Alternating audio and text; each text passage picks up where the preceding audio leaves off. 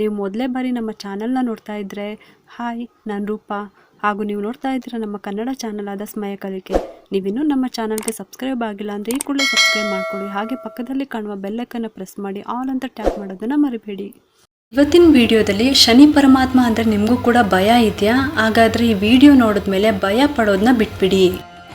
ಈ ಶನಿ ಪರಮಾತ್ಮನ ಆಶೀರ್ವಾದ ಪಡ್ಕೊಳ್ಳೋದು ತುಂಬಾ ಸುಲಭ. ಹಾಗಾದರೆ ಯಾವ ರೀತಿ ಸುಲಭವಾಗಿ ಆಶೀರ್ವಾದ ಪಡ್ಕೋಬಹುದು?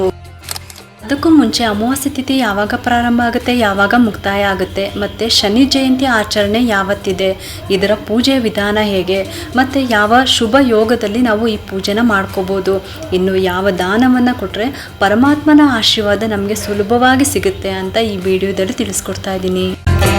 ಕರ್ಮ ಫಲದಾತನ ಜನ್ಮ ಯಾವಾಗ ಆಗಿತ್ತು ಅಂತ ಅಂದರೆ ಸೂರ್ಯದೇವ ಮತ್ತು ಛಾಯಾದೇವಿಯ ಪುತ್ರನಾದ ಶನಿದೇವರು ಜ್ಯೇಷ್ಠ ಮಾಸದ ಅಮಾವಾಸ್ಯೆ ದಿನ ಅವರ ಜನ್ಮ ಆಗಿದ್ದು. ಇನ್ನು 2026 ಮೇ 14ನೇ ತಾರೀಕು ಶನಿವಾರ ಬೆಳಗಿನ ಜಾವ 5:10 ಅಮಾವಾಸ್ಯೆ ತಿಥಿ ಪ್ರಾರಂಭ ಆಗುತ್ತೆ. ಅಂದರೆ ಈ ದಿನ ಶನಿವಾರ 14ನೇ ತಾರೀಕು ಪೂರ್ಣ ಅಮಾವಾಸ್ಯೆ ಅಂದರೆ ತುಂಬಿದ ಅಮಾವಾಸ್ಯೆ ಅಂತ ಹೇಳ್ತಾರೆ. ಅಂದರೆ ಪೂರ್ಣ ಅಮಾವಾಸ್ಯೆ ಶನಿವಾರನೇ ಇರುತ್ತೆ. ಶನಿದೇವರನ್ನ ನ್ಯಾಯದ ದೇವರು, ಕರ್ಮ ಫಲದಾತ ಅಂತ ಕರಿತೀವಿ. ಈ ದಿನ ಶನಿದೇವನ ಪೂಜೆ ಮಾಡೋದ್ರಿಂದ ಸಾಡೆ ಆಗಿರ್ಬೋದು, ಅಷ್ಟಮ ಶನಿ, ಪಂಚಮ ಶನಿ ಇಂತಹ ಶನಿ ದೋಷಗಳಿಂದ ಮುಕ್ತಿಯನ್ನು ಪಡ್ಕೋಬಹುದು. ಈ ಪರಮಾತ್ಮನ ಆಶೀರ್ವಾದ ಪಡೆಯೋದು ತುಂಬಾನೇ ಸುಲಭ. ಇವರ ಆಶೀರ್ವಾದ ಪಡೆಯೋದು ತುಂಬಾನೇ ಸುಲಭನಾ? ಅದು ಹೇಗೆ ಅಂತ ನೀವು ಕೇಳ್ಬೋದು. ಯಾಕಂದ್ರೆ ಶನಿ ಮಹಾತ್ಮ ದೇವರು ಅಂದ್ರೇನೆ ಎಲ್ರಿಗೂ ಕೂಡ ಭಯ ಇರುತ್ತೆ. ಅದಕ್ಕೋಸ್ಕರನೇ ತುಂಬಾ ಸುಲಭವಾಗಿ ಹೇಗೆ ಆಶೀರ್ವಾದ ಪಡ್ಕೋಬೋದು ಅಂತ ಅಂದರೆ, ಒಂದು ಸುಳ್ಳು ಮಾತು ಕೂಡ ಯಾರ ಮೇಲೂ ಕೂಡ ಆಡಬಾರ್ದು. ಅಂದರೆ ಸುಳ್ಳು ಹೇಳ್ಬಾರ್ದು, ಮತ್ತು ಮೋಸ ಮಾಡಬಾರ್ದು, ಮತ್ತು ಬೇರೆಯವ್ರನ್ನ ಅನಾವಶ್ಯಕವಾಗಿ ನೋಯಿಸದೇ ಇರೋದು, ಅವಮಾನ ಮಾಡದೇ ಇರೋದು, ಹಾಗೆ ಹೆಣ್ಮಕ್ಳಿಗೆ ಗೌರವ ಕೊಡೋದು.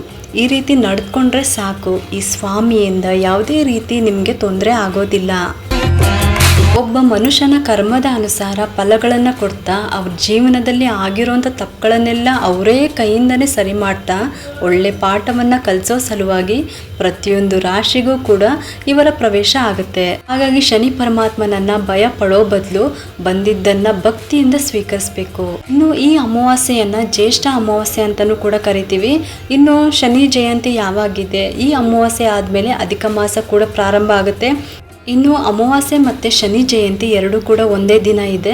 ಅದರಲ್ಲಿ ಶನಿವಾರನೇ ಶನಿ ಜಯಂತಿ ಬಂದಿರೋದು ಕೂಡ ತುಂಬಾ ವಿಶೇಷ. ಮೇ 14ನೇ ತಾರೀಕು ಶನಿವಾರ ಬೆಳಗಿನ ಜಾವ 5:10 ಅಮಾವಾಸ್ಯೆ ತಿಥಿ ಪ್ರಾರಂಭ ಆಗುತ್ತೆ. ಮಾರನೇ ದಿನ ಅಂದರೆ ಭಾನುವಾರ ಮಧ್ಯರಾತ್ರಿ ಕಳೆದ ನಂತರ 1:30 ಅಮಾವಾಸ್ಯೆ ತಿಥಿ ಮುಕ್ತಾಯ ಆಗುತ್ತೆ. ಅಂದರೆ ಈ ದಿನ ಶನಿವಾರ 16ನೇ ತಾರೀಕು ಪೂರ್ಣ ಅಮಾವಾಸ್ಯೆ ಅಂದರೆ ತುಂಬಿದ ಅಮಾವಾಸ್ಯೆ ಅಂತ ಹೇಳ್ತಾರೆ. ಸೂರ್ಯದೇವ ಮತ್ತು ಛಾಯಾದೇವಿಯ ಪುತ್ರನಾದ ಶನಿದೇವರ ಜ್ಯೇಷ್ಠ ಮಾಸದ ಅಮಾವಾಸ್ಯೆ ದಿನ ಅವರ ಜನ್ಮ ಆಗಿತ್ತು. ಈ ದಿನ ಅವರ ಆಶೀರ್ವಾದ ಪಡ್ಕೋಬೇಕು ಅಂತಂದರೆ ಎಳ್ಬತ್ತಿಯಿಂದ ದೀಪ ಹಚ್ಚೋದು.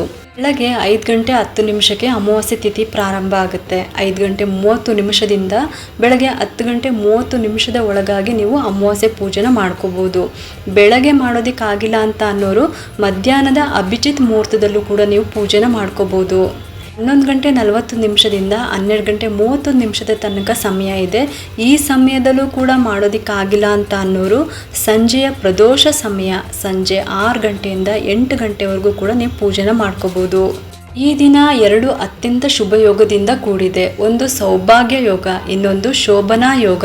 ಸೌಭಾಗ್ಯ ಯೋಗ ಮೇ 15ನೇ ತಾರೀಕು ಮಧ್ಯಾಹ್ನ 2:20 ಮೇ 16ನೇ ತಾರೀಕು ಬೆಳಗ್ಗೆ 10:30 ತನಕ ಇರುತ್ತೆ. ಇನ್ನು ಶೋಭನಾ ಯೋಗ ಬೆಳಗ್ಗೆ 10:30 19ನೇ ತಾರೀಕು ಬೆಳಗ್ಗೆ 6:10 ಮುಕ್ತಾಯ ಆಗುತ್ತೆ. ಅಂದರೆ ಆ ದಿನ ಪೂರ್ತಿ ನಮಗೆ ಸೌಭಾಗ್ಯ ಯೋಗ ಮತ್ತು ಶೋಭನಾ ಯೋಗ ಎರಡೂ ಕೂಡ ಇರುತ್ತೆ. ಹಂಗಾಗಿ ಈ ದಿನ ಮಾಡುವಂಥ ಪೂಜೆಗಳೇ ಆಗಿರ್ಬೋದು, ಪರಿಹಾರಗಳೇ ಆಗಿರ್ಬೋದು, ಅತ್ಯಂತ ಶುಭ ಫಲಗಳನ್ನು ತಂದುಕೊಡುತ್ತೆ ನಿಮಗೆ. ಹಾಗಾಗಿ ಹೇಳ್ತಾ ಇದ್ದೀನಿ, ಸಣ್ಣ ವಸ್ತುಗಳನ್ನು ದಾನ ಮಾಡೋದು ಅಂದರೆ ಎಳ್ಳೆಣ್ಣೆ ಆಗಿರ್ಬೋದು, ಅಥವಾ ಕಪ್ಪು ಎಳ್ಳಾಗಿರ್ಬೋದು, ಅಥವಾ ಕಪ್ಪು ಉದ್ದಿನ ಕಾಳು. ಈ ದಿನ ಇದರಲ್ಲಿ ಯಾವುದಾದ್ರೂ ಒಂದು ನೀವು ತೊಗೊಂಡೋಗಿ ಕೊಡ್ಬೋದು. ಆದರೆ ದಕ್ಷಿಣೆ ಸಮೇತ ದೇವಸ್ಥಾನಕ್ಕೆ ತೊಗೊಂಡೋಗಿ ಕೊಡೋವಂಥದ್ದು ಅಥವಾ ವಸ್ತುಗಳನ್ನು ತೊಗೊಂಡೋಗಿ ಕೊಡೋದು. ಈ ಪರಿಹಾರವನ್ನು ಎಲ್ಲರೂ ಕೂಡ ಮಾಡಬೇಕು ಅಂತ ಏನೂ ಇಲ್ಲ. ಯಾರಿಗೆಲ್ಲ ಈಗ 7.5 ಆಗಿರ್ಬೋದು, ಅಷ್ಟಮ ಶನಿ ಆಗಿರ್ಬೋದು, ಇದೆಲ್ಲ ನಡೀತಾ ಇದೆಯೋ ಅಂಥವ್ರು ಮಾತ್ರ. ಅಂಥವ್ರು ತೊಗೊಂಡೋಗಿ ಕೊಟ್ಟರೆ ಸಾಕಾಗುತ್ತೆ.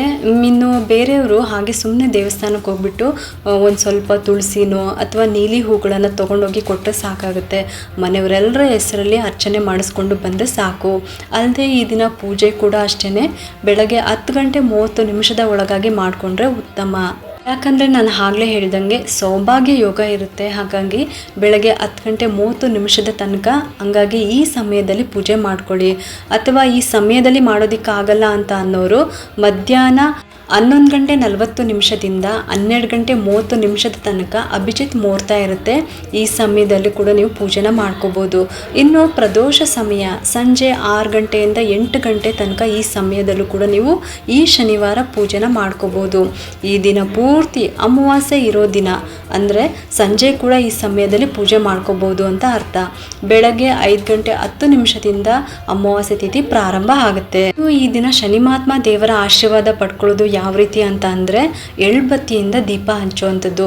ಎಲ್ಲ ದೇವಸ್ಥಾನದಲ್ಲೂ ಕೂಡ, ಅಂದರೆ ದೇವಸ್ಥಾನ ಹತ್ರ ಕೂಡ ಮಾಡ್ತಾ ಇರ್ತಾರಲ್ವ, ಕಪ್ಪು ಬಟ್ಟೆಯಲ್ಲಿ ಕಪ್ಪು ಎಳ್ಳನ್ನು ಕಟ್ಬಿಟ್ಟು ಎಳ್ಳೆಣ್ಣೆಯಲ್ಲಿ ನೆನೆಸಿಟ್ಟಿರ್ತಾರೆ.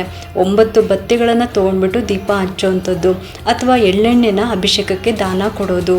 ಇದಿಷ್ಟೇ ಅಲ್ಲದೆ ಕಪ್ಪು ಉದ್ದಿನ ಕಾಳು ಬರುತ್ತಲ್ವ, ಅಂದರೆ ಸಿಪ್ಪೆ ಸಹಿತ ಇರುವಂಥ ಕಪ್ಪು ಉದ್ದಿನ ಕಾಳನ್ನು ದಕ್ಷಿಣೆ ಸಮೇತ, ಅಂದರೆ ಎಲೆ ಅಡಿಕೆ ಬಾಳೆಹಣ್ಣು 11 ರೂಪಾಯಿನೋ ಅಥವಾ 21 ರೂಪಾಯಿನೋ ಅಥವಾ 51 ಇಲ್ಲ 101 ನಿಮ್ಮ ಶಕ್ತಿಗೆ ಅನುಸಾರ ನೀವು ದಕ್ಷಿಣೆಯನ್ನು ಇಟ್ಬಿಟ್ಟು ಅದ್ರ ಜೊತೆಗೆ ಒಂದು 1/4 kg ಅಥವಾ ಅರ್ಧ kg ಉದ್ದಿನ ಕಾಳನ್ನು ಇಟ್ಕೊಂಡು ನಿಮ್ಮ ಮನೆಗಳಲ್ಲಿ ಯಾವ ಹೆಸರಿಗೆ ಯಾವ ರಾಶಿಗೆ ಶನಿ ದಶೆ ನಡೀತಾ ಇದೆಯೋ ಅವ್ರ ಕೈಯಿಂದ ಕೊಡಿಸೋವಂಥದ್ದು, ಅಥವಾ ಅವ್ರ ಹೆಸರಲ್ಲಿ ನೀವೇ ಅದನ್ನು ಕೊಟ್ಬಿಟ್ಟು ಅವ್ರ ಹೆಸರಲ್ಲಿ ಅರ್ಚನೆ ಮಾಡಿಸೋದು.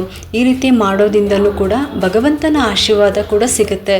ಸ್ವಲ್ಪ ಮಟ್ಟಿಗೆ ಅವರು ಕೂಡ ಶಾಂತರಾಗ್ತಾರೆ. ಅವರ ಒಂದು ಪ್ರಭಾವ ಕೂಡ ನಮಗೆ ಕಡಿಮೆ ಮಾಡ್ತಾ ಹೋಗ್ತಾರೆ. ಇನ್ನು ಅಮಾವಾಸ್ಯೆ ಬೇರೆ ಇದೆ, ಶನಿವಾರ ಹಿಂದಿನ ದಿನ ಶುಕ್ರವಾರ ಇರುತ್ತೆ. ಹಾಗಾದರೆ ನಾವು ನಮ್ಮ ಮನೆ ದೇವ್ರ ಮನೆನ ಹೇಗೆ ಕ್ಲೀನ್ ಮಾಡ್ಕೋಬಹುದು ಅಂತ ಅಂದರೆ, ಗುರುವಾರ ಕ್ಲೀನ್ ಮಾಡ್ಕೋಬಹುದು ಅಥವಾ ಗುರುವಾರ ಎಲ್ಲನೂ ಕೂಡ ಕದಲಿಸ್ಬಿಟ್ಟು ಶುಕ್ರವಾರ ಬೆಳಗ್ಗೆ ನೀವು ಅದನ್ನೆಲ್ಲ ತೆಗೆದು ಕ್ಲೀನ್ ಮಾಡ್ಕೋಬಹುದು. ಆಮೇಲೆ ಅದನ್ನು ನೀಟಾಗಿ ಜೋಡಿಸ್ಕೋಬೋದು. ಶುಕ್ರವಾರ ಸಾಯಂಕಾಲ ಆದ್ರೂ ಪೂಜೆಗೆ ರೆಡಿ ಮಾಡ್ಕೊಳ್ಳಿ, ಅಥವಾ ಶುಕ್ರವಾರ ಎಲ್ಲ ರೆಡಿ ಮಾಡಿಟ್ಕೊಂಡು ಶನಿವಾರ ಬೆಳಗ್ಗೆ ಕೂಡ ನೀವು ಕಳಶವನ್ನು ಇಡ್ಬೋದು. ಯಾಕಂದರೆ ಕೆಲವರು ಅಮಾವಾಸ್ಯೆಗೆ ಕಳಶ ಇಟ್ಟಿರ್ತೀರಾ, ಅಥವಾ ಹುಣ್ಣಿಮೆಗೆ ಲೆಕ್ಕ ತೊಗೊಂಡಿರ್ತೀರಾ, ಅಥವಾ 15 ದಿನಕ್ಕೊಂದ್ಸಲಿ ಅಮಾವಾಸ್ಯೆಗೋ ಅಥವಾ ಹುಣ್ಣಿಮೆಗೋ ದೇವ್ರ ಮನೆನ ಕ್ಲೀನ್ ಮಾಡಿಕೊಂಡು ಕಳಶ ಇಡೋ ಪದ್ಧತಿನ ಇಟ್ಕೊಂಡಿರ್ತೀರಾ. ಹಂಗಾಗಿ ಗುರುವಾರ ಸಂಜೆ ಅಥವಾ ರಾತ್ರಿಗೆ ಎಲ್ಲನೂ ಕೂಡ ಕದಲಿಸ್ಬಿಟ್ಟು ಶುಕ್ರವಾರ ಬೆಳಗ್ಗೆ ಎಲ್ಲ ಕೂಡ ತೆಗೆದು ಕ್ಲೀನ್ ಮಾಡಿ ಜೋಡಿಸ್ಬಿಟ್ಟು ರೆಡಿ ಮಾಡಿ ಇಟ್ಕೋಬೇಕು. ಶುಕ್ರವಾರ ಆಗಿರೋದ್ರಿಂದ ದೇವ್ರ ದೀಪ ಹಚ್ಚಲೇಬೇಕಾಗುತ್ತೆ. ಹಾಗಾಗಿ ಕಳಶ ಒಂದನ್ನು ಬಿಟ್ಬಿಟ್ಟು ಮಿಕ್ಕಿದ್ದೆಲ್ಲ ನೀವು ಜೋಡಿಸ್ಕೊಂಡು ಬೆಳಗ್ಗೆ ಅಥವಾ ಸಂಜೆಗೆ ದೇವ್ರ ದೀಪ ಹಚ್ಬೋದು. ಮಾರನೇ ದಿನ ನೀವು ಶನಿವಾರ ಕಳಶ ಇಟ್ಬಿಟ್ಟು ಅಮಾವಾಸ್ಯೆ ಪೂಜೆನ ಮಾಡ್ಕೋಬೋದು. ಶನಿವಾರನೇ ಈ ರೀತಿ ಕಳಶ ಇಟ್ಬಿಟ್ಟು ಅಮಾವಾಸ್ಯೆ ಪೂಜೆನ ಮಾಡಿದರೆ ಭಾನುವಾರ ಅಧಿಕ ಮಾಸದ ಪೂಜೆಗೆ ನೀವು ಮತ್ತೆ ದೇವ್ರ ಮನೆನ ಕ್ಲೀನ್ ಮಾಡಬೇಕು ಅಂತ ಏನೂ ಇಲ್ಲ. ಹಿಂದಿನ ದಿನ ನೀವು ಹಾಕಿರೋಂಥ ಹೂಗಳನ್ನು ತೆಗೆದ್ಬಿಟ್ಟು ದೀಪಗಳನ್ನು ತೊಳೆದ್ಬಿಟ್ಟು ಅಧಿಕ ಮಾಸದ ಪೂಜೆನ ಮಾಡ್ಕೋಬೋದು. ಇನ್ನು ಸೋಮವಾರದ 16 ಸೋಮವಾರದ ಪೂಜೆನ ಮಾಡೋ ಅಂಥವ್ರು ಅಮಾವಾಸ್ಯೆ ಪೂಜೆನ ಸಿಂಪಲ್ ಆಗಿ ಮಾಡಿಕೊಂಡು ಭಾನುವಾರನೇ ಕಂಪ್ಲೀಟ್ ಆಗಿ ದೇವ್ರ ಮನೆನ ಕ್ಲೀನ್ ಮಾಡಿಕೊಂಡು ಸೋಮವಾರದ ಪೂಜೆಗೆ ನೀವು ಎಲ್ಲನೂ ಕೂಡ ಸಿದ್ಧತೆ ಮಾಡ್ಕೋಬೋದು.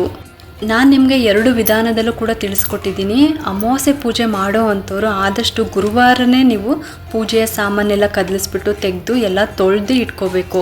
ಶುಕ್ರವಾರದಿಂದ ನೀವು ಪೂಜೆಯ ಸಿದ್ಧತೆ ಮಾಡಿಕೊಂಡ್ರೆ ಉತ್ತಮ. ಯಾಕಂದರೆ ಶುಕ್ರವಾರ ಕದಲಿಸೋದಕ್ಕೂ ಆಗಲ್ಲ, ಎಲ್ಲನೂ ತೆಗೆಯೋದಕ್ಕೂ ಆಗೋದಿಲ್ಲ. ಆದರೆ ಕೆಲವೊಂದು ಸಂದರ್ಭದಲ್ಲಿ ಈ ರೀತಿ ಅನಿವಾರ್ಯತೆ ಇದ್ದಾಗ ಮಾಡ್ಕೋಬೋದು. ಏನೋ ಮಾಡೋದಕ್ಕಾಗಲ್ಲ ಅಲ್ವಾ.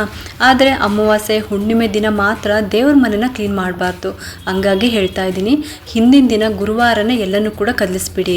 ಶುಕ್ರವಾರ ಎಲ್ಲ ತೆಗೆದು ತೊಳೆದು ಜೋಡಿಸ್ಕೊಂಡು ಅಮಾವಾಸ್ಯೆ ಪೂಜೆನ ಮಾಡ್ಕೊಳ್ಳಿ. ಇನ್ನು ಭಾನುವಾರದಿಂದ ಅಧಿಕ ಮಾಸ ಶುರು ಆಗ್ತಾ ಇದೆ. ಮತ್ತು ಸೋಮವಾರ ಅಂದರೆ ಸೋಮವಾರ 16 ಸೋಮವಾರ ಪೂಜೆ ಮಾಡೋ ಅಂಥವ್ರು ಸಿಂಪಲ್ಲಾಗಿ ಅಮಾವಾಸ್ಯೆ ಪೂಜೆನ ಮಾಡ್ಕೊಳ್ಳಿ.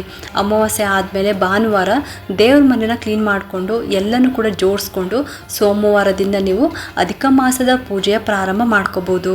16 ಸೋಮವಾರದ ವ್ರತದ ಪೂಜೆಗೆ ಹುತ್ತದ ಮಣ್ಣನ್ನು ತಂದಿಟ್ಕೊಳ್ಳಿ.